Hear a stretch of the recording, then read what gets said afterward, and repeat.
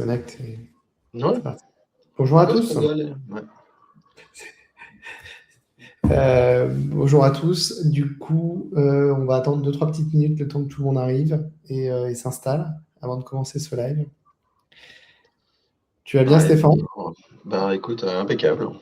Prêt pour un petit temps d'échange sur un sujet qui nous passionne tous. Ouais, qui nous concerne tous, parce que je pense qu'on... Enfin, je vais pas spoiler la suite, mais il y a quand même beaucoup de commissaires de justice qui utilisent l'IA, comme tout le monde. Et ça fait naître forcément plein de questions. Donc, on va essayer de parler de tout ça ce midi. On va attendre midi 2, midi 3 pour véritablement rentrer dans le sujet. Je vais juste m'assurer qu'on est bien dans live sur LinkedIn aussi de mon côté.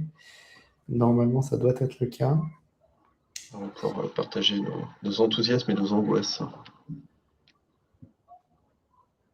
Alors du coup, je ne sais pas si Amélie nous l'avait dit, mais les questions nous seront épinglées s'il y en a au fur et à mesure. Donc voilà. Là, léger. Bon, ça arrive. Bonjour. Ça se connecte tranquillement. Et évidemment, il y aura le replay également qui sera envoyé après, parce qu'on a quand même 150 participants sur l'événement. Je pense que certains ne pourront peut-être pas se connecter, puisqu'on est au milieu de la journée, et que vous êtes quand même une profession de très grande mobilité, les commissaires de justice. Pour travailler régulièrement avec des avocats ou des notaires, c'est toujours en visio dans le bureau. Avec vous, c'est plus souvent dans la voiture. Ouais. C'est vrai que c'est pas la même culture et c'est une vraie profession de terrain. Ça permet de rentabiliser le temps passé pour aller faire des permis de construire, par exemple. Par exemple, les affichages. Les affichages, ouais, exactement. Donc voilà, je vous propose de commencer à introduire. Stéphane, est-ce que tu veux commencer par te présenter et après je me présente et j'enchaîne sur le début de la présentation, ça te va? Ouais, avec plaisir, mais je vais faire bref. Je suis donc Stéphane Bogen, je suis un des associés de l'étude commissaire de l'Ouest, implanté sur la cour d'appel de Rennes, et on a un office aussi à jouer les tours, donc cour d'appel d'Orléans. Je suis membre, je suis illustrateur de l'UNCJ.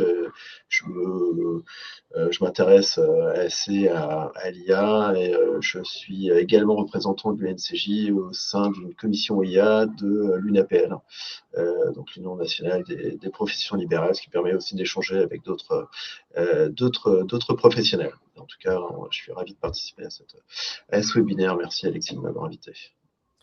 Écoute, merci beaucoup Stéphane, à toi d'être là.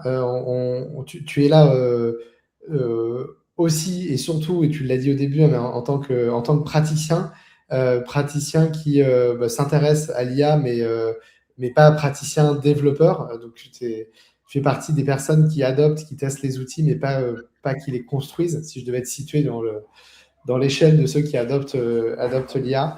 Et du coup, c'est intéressant parce que tu as une pratique qui va être une pratique curieuse et aussi relativement proche et accessible de ce que font la plupart de tes autres confrères. Donc c'est intéressant de t'avoir sur ces échanges parce que ça permet d'avoir aussi une certaine forme d'étonnement et de partage de ce qui se fait aujourd'hui. Donc voilà, c'est top. Donc merci beaucoup d'avoir accepté de contribuer à cette présentation de résultats de sondage. Parce que du coup, c'est ce que je vous avais un petit peu... alors là, juste, voilà, c'est bon. Hop, tac.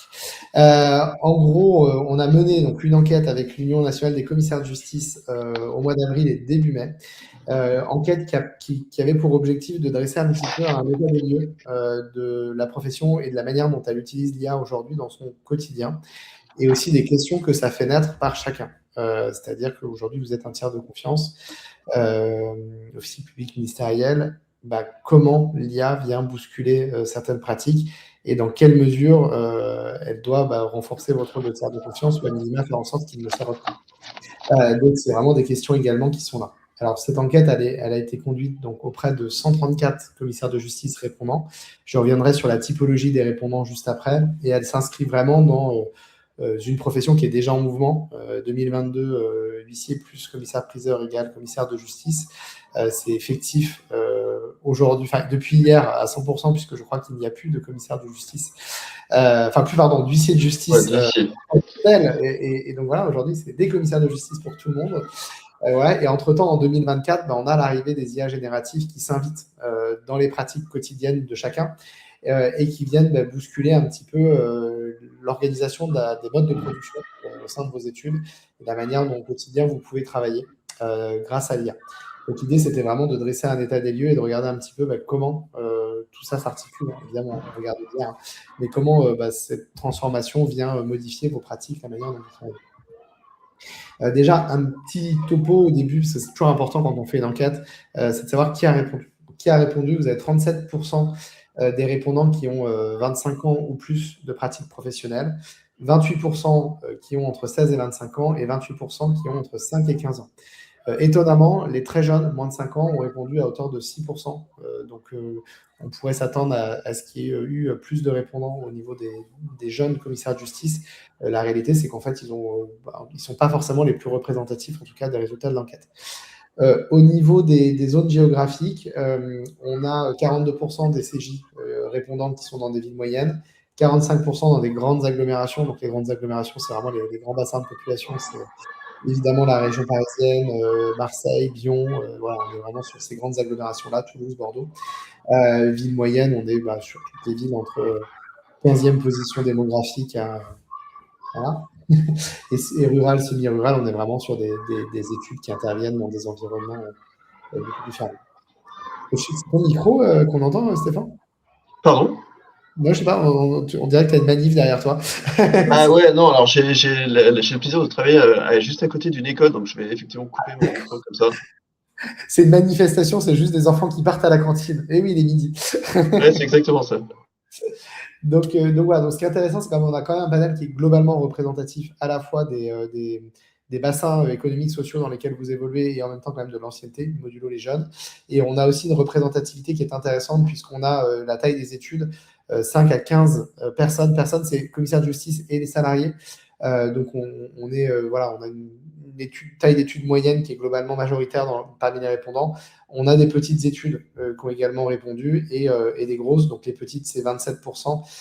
Les grosses études, c'est 18%. Et titulaires seuls, seulement 8%. Donc là, pour le coup, c'est intéressant parce que c'est assez représentatif de la manière dont la profession s'organise aujourd'hui. Et donc les activités dominantes de l'étude, bon, pour le coup, c'est sans surprise, vous avez quand même une grande homogénéité de vos pratiques et de vos domaines d'intervention au sein des études. Donc on a le constat, la signification, le recouvrement judiciaire, les expulsions. Et ensuite, on a alors l'amiable qui étonnamment ne représente que 23% du panel de répondants. Je pensais qu'il y avait plus d'études qui étaient dans une approche amiable. En tout cas, dans la manière dont ça a été déclaré par les répondants, ici, on est sur une pratique qui est minoritaire. Mais je crois non, mais moi je suis pas très surpris sur le recouvrement amiable, ça correspond à peu près à ce qu'on observe dans l'ensemble de la profession en général. Ok. Au niveau du niveau de maîtrise de l'IA, donc là on arrive plus dans le dur du sujet. Donc le niveau moyen de maîtrise, alors c'est du déclaratif, c'est j'auto-évalue mon niveau d'IA moi-même. Est-ce que je me sens très expert, pas du tout expert, un petit peu expert de 1 à 7. Globalement, on a une majorité des répondants qui se situent entre 3 et 5, si on doit mettre une note de 1 à 5. Et on a une note médiane qui est à 3,57 sur 7. Donc globalement, vous vous situez majoritairement au niveau de la moyenne. Et on a seulement un répondant qui s'est mis en très expert. Et ensuite, sur un niveau 6, c'est 3,7% des répondants. Donc globalement, on a une pratique qui est et un niveau d'accès à l'IA qui va pour 75% d'entre vous, qui se situe véritablement sur découverte / découverte plus / expérimentation en cours dans votre quotidien. Ce qui est intéressant, c'est la position vis-à-vis de l'IA, de la profession. On a 33% qui est très favorable à l'adoption de l'IA et à l'utilisation de l'IA dans la pratique. 40% quasiment plutôt favorable. Et en fait, le neutre 13%, réservé opposé seulement 13%. Donc vous êtes une profession qui avait plutôt envie d'embrasser l'IA que de la rejeter. On est sur des logiques. Alors, qui peuvent être différentes sur d'autres professions du droit pour avoir mené des enquêtes similaires, notamment auprès de la profession d'avocat. On a des logiques qui sont parfois un peu différentes. L'outil le plus utilisé est ChatGPT en mai. Voilà, 80%. Ce qui est étonnant dans ce résultat-là, c'est qu'on a Claude qui devient aujourd'hui vraiment un outil d'IA très dominant sur les activités légales, qui pour le coup arrive plutôt en 5e ou 6e position avec 24% d'utilisation et de connaissances. Alors peut-être que si on faisait le sondage aujourd'hui, ça serait différent, mais en tout cas, c'est vrai qu'on se rend compte qu'il y a un retard de l'utilisation de Claude par rapport à ChatGPT. Je ne sais pas, toi, Stéphane, tu utilises Claude? Ouais, alors effectivement, alors déjà, je voulais dire que je me situais vraiment dans la moyenne, c'est un peu l'histoire de ma vie. En termes d'auto-évaluation, je me serais mis exactement ouais, allez, à 4, plutôt très favorable en tout cas. Et en termes d'outils, alors j'ai fait en un sens ce qu'il ne faut pas faire, mais en même temps, c'est naturel. Je me suis mis à utiliser d'abord ChatGPT, après Perplexity, parce qu'on a dit que Perplexity c'était mieux. Notebook LM, Gemini, en plus que ça s'intègre aux outils Google que je peux utiliser pour la rédaction de mails et compagnie. Je me mets à Claude, toujours tout ça avec beaucoup d'enthousiasme, à chaque fois perdant un peu de la connaissance que j'ai de l'outil précédent. Ouais, Claude, c'est super, c'est quand même un peu plus difficile, et je m'aperçois en voulant me lancer un tout petit peu et vraiment très humblement dans du codage que eh ben, si on maîtrise pas Claude, on revient assez naturellement, moi perso, vers Gemini. Et j'utilise les deux. Ouais. Mais c'est vrai que Claude est plutôt enthousiasmant, plus difficile à acquérir quand même. Ok. Et est-ce que tu prends en compte les enjeux qui sont liés potentiellement à la confidentialité des données, au secret que tu peux avoir au niveau de la profession par rapport aux licences que tu vas prendre? Est-ce que c'est des choses que tu regardes quand tu choisis l'outil? Ou voilà, c'était plutôt, tu te dis, bon, je teste l'outil, on verra bien après. Euh, alors, avec de la langue de bois, je te dirais que oui, bien sûr, j'étudie tout ça, je me renseigne à fond. Maintenant, dans la réalité, non, non, je ne dis pas que c'est bien. Non, je suis plutôt du genre fonceur et enthousiaste en la matière. Je fais quand même assez attention. J'essaie d'anonymiser au maximum et puis on le verra plus tard, mais ces outils me permettent de développer des tout petits programmes internes qui me permettent justement d'éviter la fuite de données. Les données sont exploitées en interne, mais grâce aux outils que je développe un tout petit peu avec l'IA. Mais je ne peux pas dire que je sois parfait en la matière. Ouais. Déjà, tu parles d'anonymisation, c'est une bonne pratique. Je ne suis pas certain qu'il y ait beaucoup de commissaires de justice qui anonymisent. En tout cas, dans la profession d'avocat, j'étais encore hier sur un petit déjeuner similaire avec 40 personnes. Et quand on demande qui utilise Claude et les outils IA, globalement, tout le monde lève la main. Quand on leur demande, OK, mais est-ce que vous avez un abonnement entreprise déjà qui garantit que les données ne vont pas être entraînées? Même si tout ça reste du déclaratif et qu'on sait que derrière c'est sur des serveurs US et que dès lors que ça part aux US, potentiellement, on peut quand même émettre un certain nombre de réserves sur la manière dont ces données-là peuvent être traitées. Déjà, on en perdait une moitié qui utilisait plutôt des dispositifs gratuits ou des abonnements de très très bas niveau et qui n'avaient pas ces garanties-là. Et après, sur la question de l'anonymisation, on n'avait plus que 4 ou 5 doigts levés dans la salle, c'est-à-dire 10% de l'auditoire. Donc là, déjà, effectivement, si toi, tu as un réflexe d'anonymisation, c'est une bonne pratique et c'est des choses qui, effectivement, permettent d'apporter certaines garanties potentiellement à la confidentialité des contenus de vos actes et des personnes qui peuvent être citées dedans. Quoi. Donc ça, voilà, l'anonymisation est vraiment une bonne pratique. Il y a pas mal d'outils d'anonymisation qui sortent aujourd'hui. Alors, ils ne sont pas forcément tous correctement interfaçables ou interfacés. Donc voilà, et attention, si vous voulez créer un outil d'anonymisation maison, évidemment, il ne faut pas envoyer le document dans l'IA pour qu'il soit anonymisé. Il faut créer un anonymisateur que vous avez sur vos propres serveurs avant qu'il soit envoyé sur l'IA. Bon, bref, c'est des basiques, je vous le dis juste parce que certaines personnes s'amusent aujourd'hui à créer des anonymisateurs et quand on regarde la manière dont ils sont développés, ils me disent c'est l'IA qui anonymise. Oui, mais le document initial est envoyé dans l'IA, donc ton anonymisateur ne sert à rien. Je dis ça parce que j'ai plusieurs avocats qui m'ont dit tiens, regarde, j'ai créé un anonymisateur, et quand je pose la question, ils disent ah oui, t'as raison, je suis bête. Donc c'est des choses, voilà, il faut avoir, voilà, et de plus en plus, je pense que de toute façon, ça va être un standard qui va apparaître. Dans la profession de notaire, il y a plusieurs entreprises, par exemple, qui aujourd'hui travaillent sur ces sujets-là. Dans la profession d'avocat, il y a plusieurs solutions qui ont été créées et qui existent aussi. Je ne sais pas au niveau de la profession des commissaires de justice, il y en a, Stéphane, ou pas, sur l'anonymisation aujourd'hui? Non, j'ai pas connaissance. Enfin, je sais que c'est préconisé, mais j'ai pas connaissance d'outils ou autre. Ok, ça va être intéressant, intéressant à creuser. Donc voilà, c'est ce que je vous disais, profession très favorable, seulement 2,2% qui s'opposent formellement. Donc voilà, et les personnes qui sont neutres ou plutôt réservées, la contrepartie, c'est qu'effectivement, certains certains garde-fous et un encadrement qui est suffisamment clair. Donc voilà. Ensuite, là où ça devient intéressant, c'est que dans quelles circonstances l'IA peut être utilisée et dans quel type de pratique métier. Donc là, ça touche vraiment à votre cœur d'activité. Ce que je te propose, Stéphane, c'est que tu es le praticien. Je te laisse la main sur cette partie-là et je la complète et on en discute ensemble. Mais je veux bien te laisser la main en tant que praticien sur toi, ce qui t'étonne parmi ces chiffres qui, au contraire, te conforte dans ce que tu fais déjà. Ouais, alors moi, effectivement, la rédaction de constat, je pense que c'est vraiment ce qui est venu à nous presque automatiquement et le plus facilement. C'est en plus le plus facile à mettre en place, d'autant plus qu'il y a des logiciels qui nous sont proposés. La recherche et l'analyse juridique, oui, alors ceci dans ma pratique métier perso, je fais quand même peu d'analyse ou de recherche juridique, c'est quand même du répétitif. Qu'on s'en serve, ça me paraît cohérent de façon, mais de là à ce que ce soit utilisé régulièrement, je suis un peu étonné. Pour la communication, sans aucun doute. Euh, Surtout qu'il y a, alors, je sais pas si pareil, pour le coup, c'est probablement pas une bonne pratique. Et en termes de confidentialité, c'est pas top.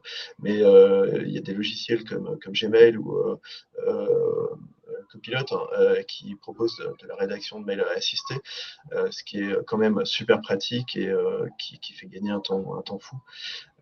Donc, pareil, en termes de déploiement, c'est totalement cohérent. Formation et veille professionnelle, je le rapprocherai de la recherche et de l'analyse juridique. Mise en forme d'acte, ouais, c'est plus complexe à faire. Je m'amuse, toujours, enfin, un peu, entre guillemets, à utiliser ça pour les constats. Je sais que des confrères utilisent l'IA pour mettre en forme ce qu'on appelle bon, les actes volants. Euh, Certainement un peu plus complexe à mettre en œuvre. Voilà, Et sur, c'est un peu ce que je peux peigner. Après, c'est plus en rapport, me semble-t-il, avec la slide suivante ou la façon dont j'utilise personnellement l'IA. Je ne veux pas déborder. Non, non, vas-y, on peut Ouais, aller sur ce volet-là. ouais, alors bénéfice, bah, effectivement, de toute façon, c'est ce qu'on cherche, hein, c'est le gain de temps, amélioration de qualité rédactionnelle, oui. Avec cet effet pervers, je m'aperçois que plus j'utilise l'IA, moins je rédige bien quand je ne suis pas assisté. Euh, mais, euh, mais bon, c'est un peu ce qui va se passer de toute façon, malheureusement, au fil du temps.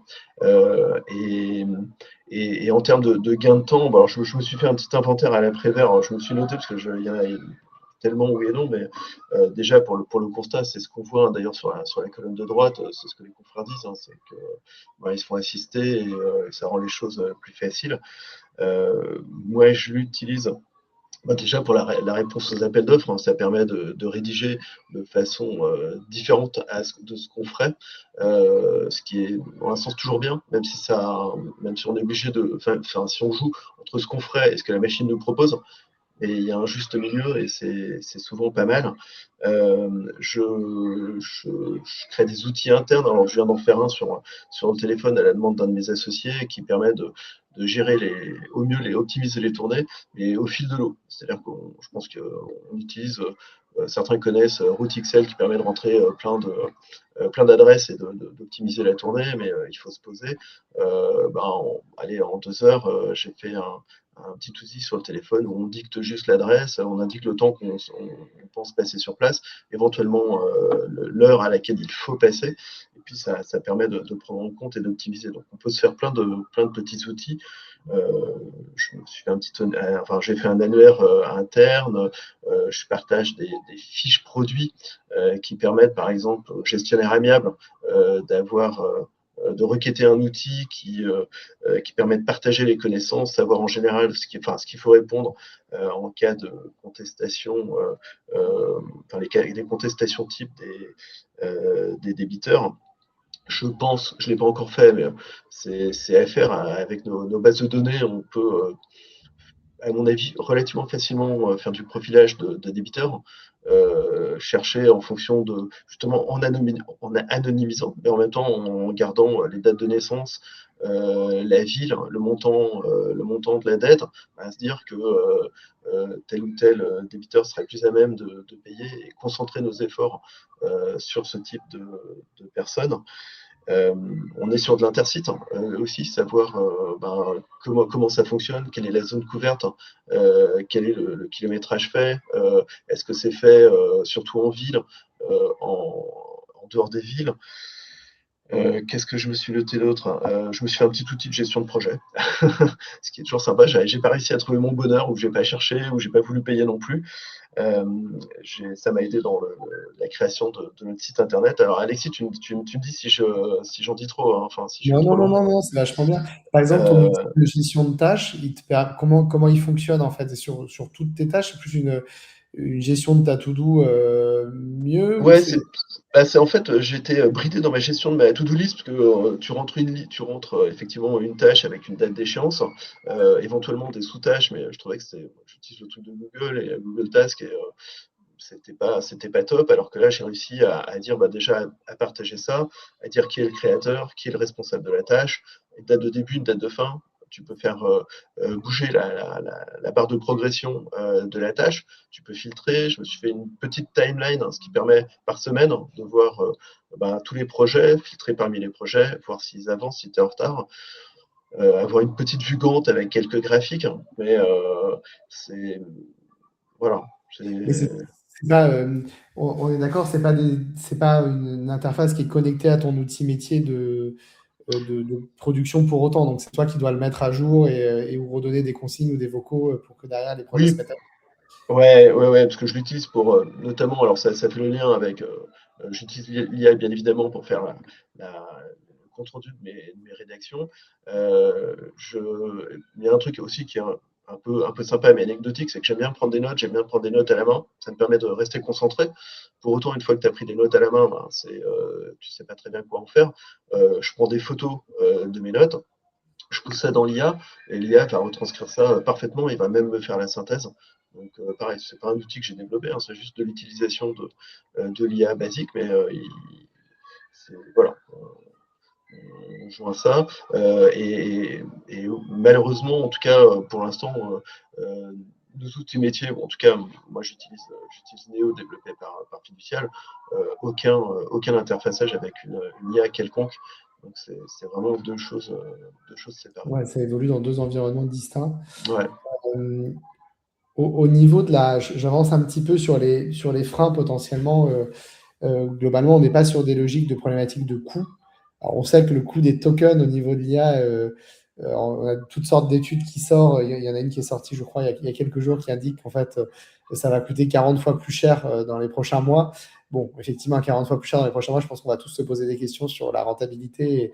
Et voilà, et on va probablement avoir une utilisation plus raisonnable, ou en tout cas plus précautionneuse de l'IA. Aujourd'hui, on y va franco. Voilà, bon, en tout cas, à date, c'est pas le coup, c'est plus au niveau de la fiabilité du risque d'erreur de l'IA. C'est OK, j'ai potentiellement fait un constat, été sur site, pris des photos. Je vais gagner du temps sur la description de ce qui est sur les photos, de ce qui est sur le site avant de faire une passe et de la compléter. Bah, potentiellement, attention, il peut y avoir des risques. Je veux mettre à jour un projet, voilà, dans quelle mesure il ne va pas y avoir une hallucination, etc. Ça, en tout cas, c'est le principal frein. Le deuxième frein, on en parlait dès le début, hein, c'est cette question de la confidentialité des données, avec évidemment des pratiques et des habitudes qu'il faut mettre en place très tôt. Et attention, c'est un point qui revient très très souvent dans les organisations d'entreprises juridiques, c'est le shadow IA. Vous pouvez avoir un environnement safe vous, mais vous pouvez avoir des personnes de votre équipe qui en fait rebalancent tout sur leur propre abonnement cloud ou ChatGPT, et à partir de là, la confidentialité est complètement évidemment brisée. Donc le risque déonto. Est-ce que, alors ça c'est une question que je pose, tu vois, j'ai pas l'info. Où en est la CNCJ? Est-ce que vous savez où en sont la CNCJ sur ces... Est-ce qu'il y a un livre blanc qui est sorti sur les bonnes pratiques d'utilisation vis-à-vis de votre déonto, ou est-ce qu'on est un petit peu dans le brouillard aujourd'hui? La CNCJ communique sur les risques, mais bon, attire notre attention, mais pas de livre blanc diffusé encore. Ok. Je sais qu'ils sont sur le sujet.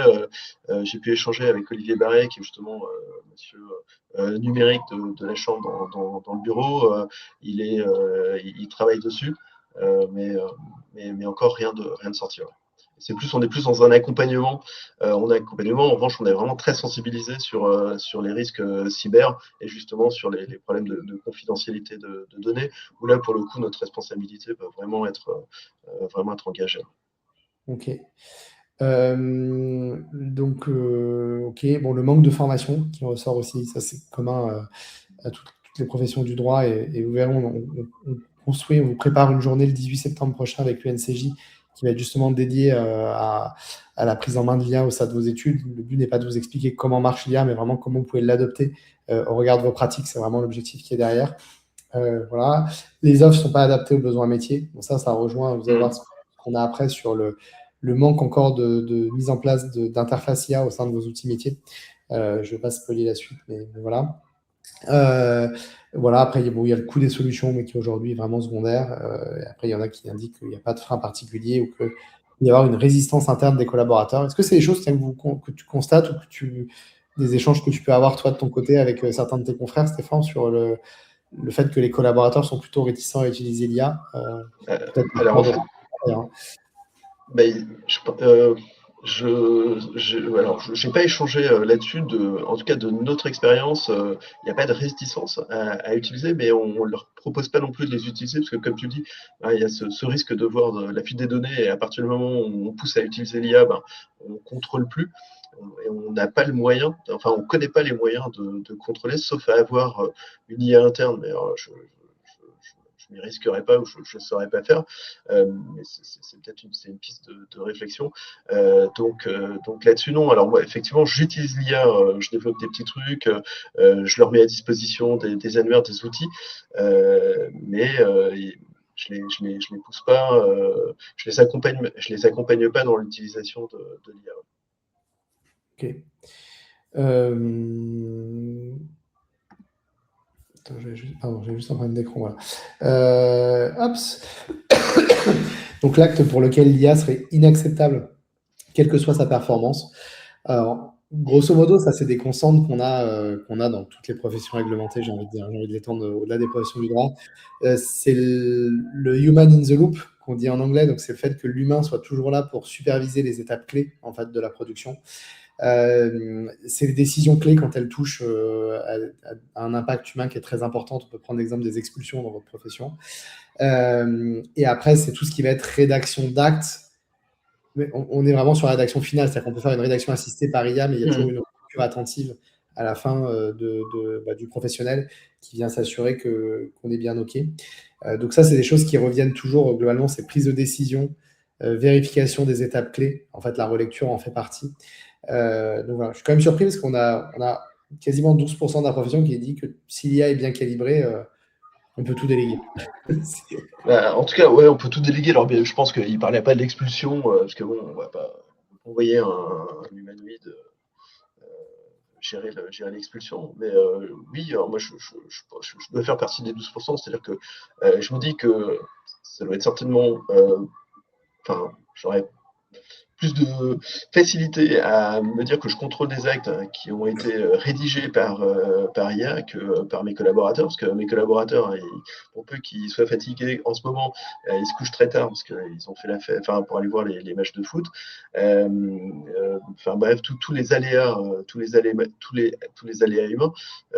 Alors que si jamais j'ai l'habitude de travailler avec une IA dont je connais les travers, mais qui seront normalement toujours les mêmes, je serais plus confortable pour moi de signer ce genre d'acte, mais ce serait effectivement, comme tu dis, human in the loop, il faut toujours qu'il y ait quelqu'un. Je ne ferais pas partir des actes, ni faire partir, ni laisser des constats partir sans une vérification finale. Alors, là-dessus, j'en reviens sur, on l'a vu, vous avez peut-être vu passer ces jurisprudences ou ces actus dans lesquelles on a des cabinets d'avocats qui donnent des jeux de conclusion avec des fausses jurisprudences. Donc là, effectivement, il y a clairement, à un moment donné, une erreur. En tout cas, le human in the loop n'a pas été là ou était dans la lune, avec des erreurs plus ou moins grossières qui sont faites là-dessus. Alors là où c'est très étonnant, c'est ça, c'est sur les logiciels que vous avez aujourd'hui au niveau de la profession. Globalement, je pense que le sondage est assez représentatif des outils actuellement utilisés au sein de la profession. Et ce qui est intéressant, c'est qu'il y en a quand même plus de 50% qui, en tout cas aujourd'hui, ne voient pas les fonctionnalités IA de leur solution métier ou qui ne le savent pas. Alors, si on rajoute ne savent pas, ça représente 75%.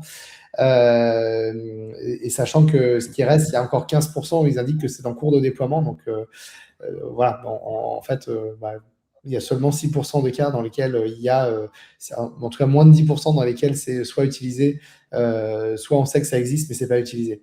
Donc il y a un vrai sujet sur la manière dont l'IA vient aujourd'hui infuser dans votre pratique au niveau des logiciels métiers. On sait que les logiciels métiers sont la clé et le cœur du réacteur de votre production au niveau des études. Donc j'ai le sentiment qu'il y a de l'utilisation de l'IA sur tout ce qui est périphérique, organisation des plannings, des tournées, contrôle de certains actes ou de génération de certaines descriptions, mais en tout cas, c'est pas encore complètement intégré à vos outils de prod et derrière de management ou de facturation. Donc là, il y a vraiment il y a un potentiel encore aujourd'hui avec l'IA qui est pas exploité, en tout cas au niveau de la profession. Et d'ailleurs, on le voit, du coup, il y a des complémentaires qui sont utilisés à côté dont on parlait. Est-ce que toi, tu veux en parler, Stéphane, de ça? Tu veux rajouter un mot?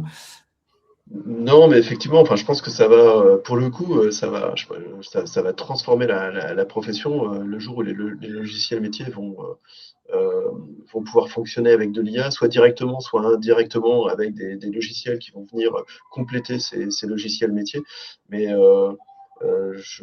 j'espère que nous, commissaires de justice, ça va pas compromettre notre position. En revanche, pour des collaborateurs, ouais, ça peut changer les choses. Et d'ailleurs, j'entends parler d'études qui ne recrutent plus de gestionnaires de dossiers. À la place, ils recrutent des gens calés en informatique. D'accord. Ça, tu le vois pas. Toi, tu as eu des échanges avec tes confrères sur ça qui étaient vraiment Ouais, sur cette démarche. ouais, tout à fait. Après, il y a des grosses études qui sont connues sur la place et qui ont carrément leur propre service informatique avec 3 à 4 personnes qui codent ou qui améliorent les logiciels toute la journée. L'IA renforce le rôle, donc ça c'est la place du tiers de confiance face à l'IA. 48%, enfin 45% quasiment d'entre vous ont l'impression, ont le sentiment que l'IA va venir accroître le besoin du tiers de confiance. De toute façon, plus il y a de l'artificiel qui est créé, plus on a besoin de revalider le fait que le réel existe et se déroule bien de telle ou telle manière. Donc c'est un petit peu le sens de l'histoire. Et je pense que la profession a un très gros potentiel sur ces sujets-là.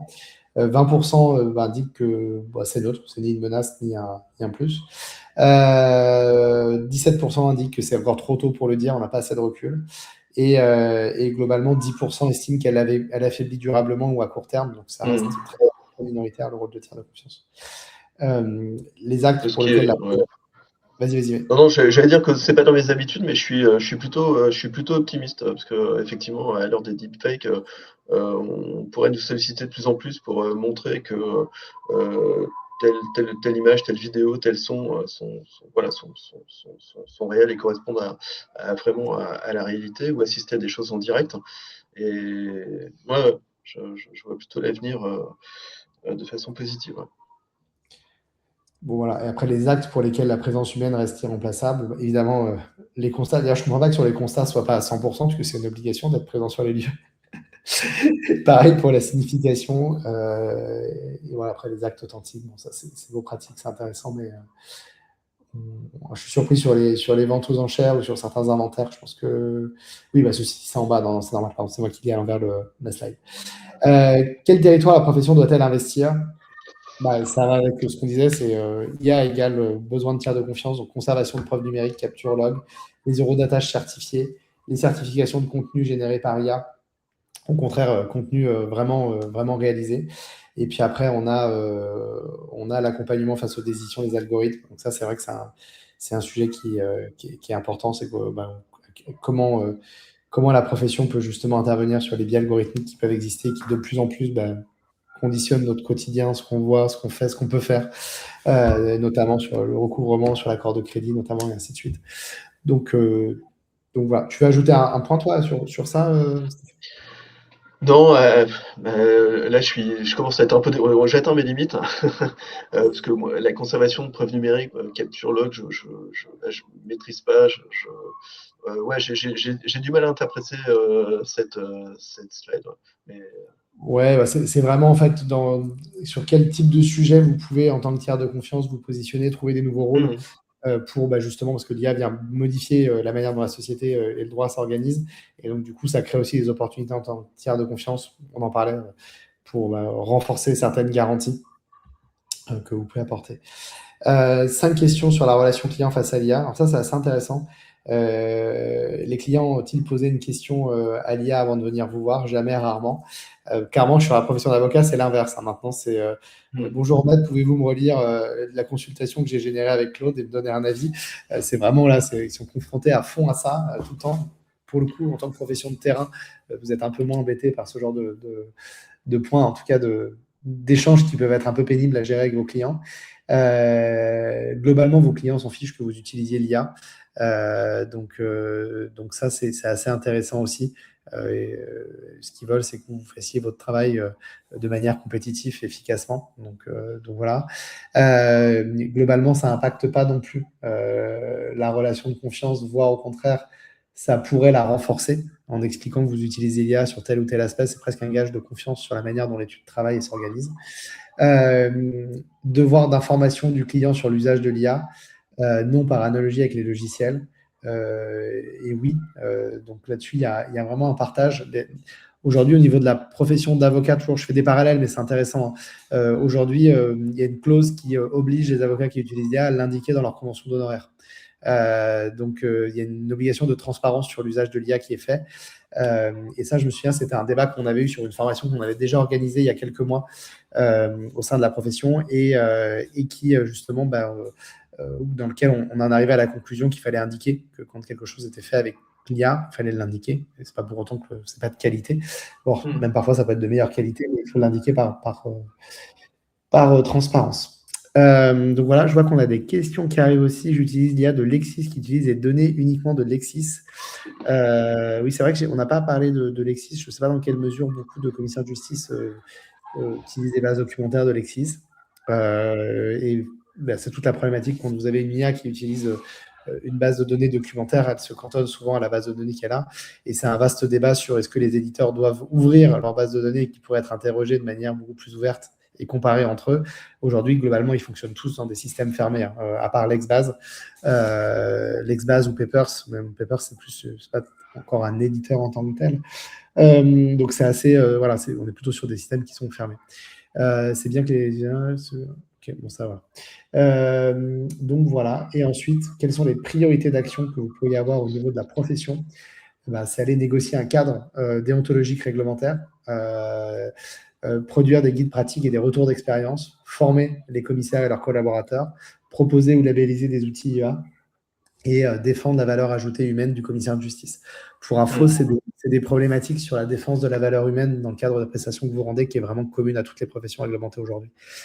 J'ai eu l'occasion d'intervenir pour d'autres professions, justement pour créer des supports de communication qui remettaient en avant le rôle de l'humain, malgré l'IA, dans les process et qui créent de la pédagogie autour de ça pour les clients, justement.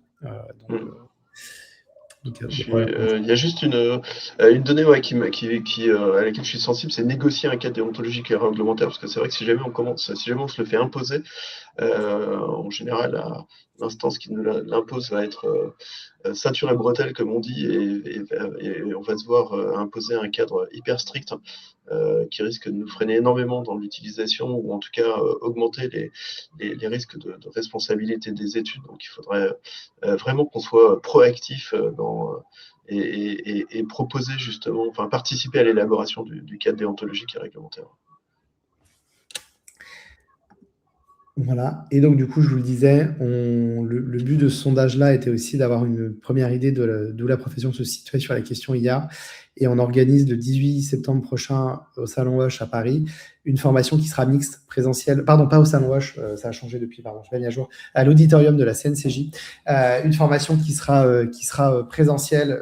Alors, je vous recommande de la faire en présentiel, mais vous pourrez aussi la suivre à distance. Et qui permettra d'avoir vraiment une approche très pratique de ce qui existe aujourd'hui en termes d'IA générative et d'agents IA, mais surtout de la façon dont vous pouvez les utiliser dans vos outils actuels et dans vos pratiques actuelles. Et donc voilà, on a vraiment une journée complète qui est organisée de formation le 18 septembre prochain avec... alors, il y aura 4 tarifs distanciels, présentiels, avec derrière des variables pour adhérents UNCJ ou non adhérents UNCJ. Donc, vous allez recevoir de toute façon tout ça par email dans les prochaines heures. Voilà. Et vous êtes évidemment les bienvenus à cette journée qui sera une occasion vraiment de vous former. Alors, ce qu'il faut savoir, c'est que c'est aussi une journée qui sera pensée pour vos collaborateurs et pour vos salariés qui pourront tenir une prise en charge du coup de la formation. Donc, c'est aussi intéressant parce que ça permet de potentiellement vous d'y aller en tant qu'associé des études, des patrons des études, mais aussi d'envoyer potentiellement des collaborateurs ou des personnes de vos équipes, des clercs, pour se former, revenir avec des pratiques qui vont être ensuite utiles pour vos études. Donc voilà. Je ne sais pas si vous avez des questions, des observations.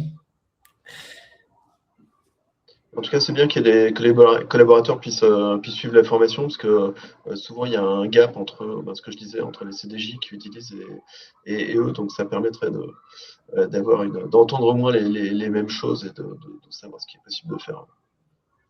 Complètement. Je vois qu'il y a eu quelques questions et remarques, mais quelques remarques, surtout pas de questions. Si ça vous va, je vous propose d'arrêter ce live. Je vous remercie pour votre participation et de l'avoir suivi. Stéphane, merci beaucoup à toi d'avoir accepté le challenge. Non, c'était avec grand plaisir. Merci aux consoeurs et confrères qui ont assisté à nos échanges. Et on se retrouve le 18 septembre pour ceux qui veulent. Et à très bientôt, du coup. Je vous souhaite une bonne journée. Merci à tous. À très bientôt. Au revoir.